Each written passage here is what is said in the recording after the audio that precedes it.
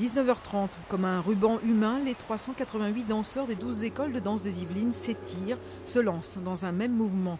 Une chorégraphie répétée depuis 2 mois dans chacune des structures et qui s'harmonise le temps d'une soirée autour de l'œuvre de Marta Pan.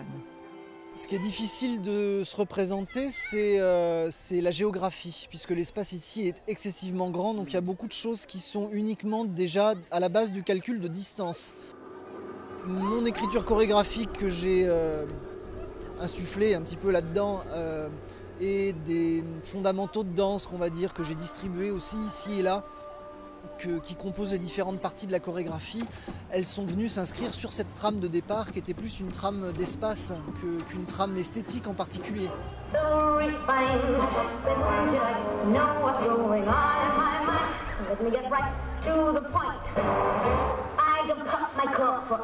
L'idée de décloisonner un peu les professeurs, les enseignantes qui sont souvent un peu seuls, isolés dans leurs écoles et de proposer un moment de rencontre, d'échange entre les enseignants, les élèves.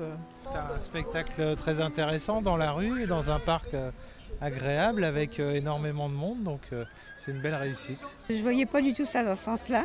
C'est assez moderne, parce qu'on voit pas les spectacles comme ça, on n'en voit pas beaucoup. 21h30, le public peut prendre part au jeu dansé, une flash mob coordonnée toujours autour des œuvres de Marta Pan, et le public visiblement a apprécié le côté pagaille organisé.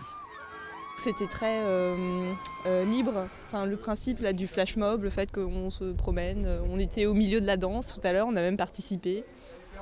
22h, retour au calme à la méditation autour des sculptures de Marta Pan et de Dany Caravane, visite pour mieux comprendre les œuvres juste à la lueur de quelques bougies colorées.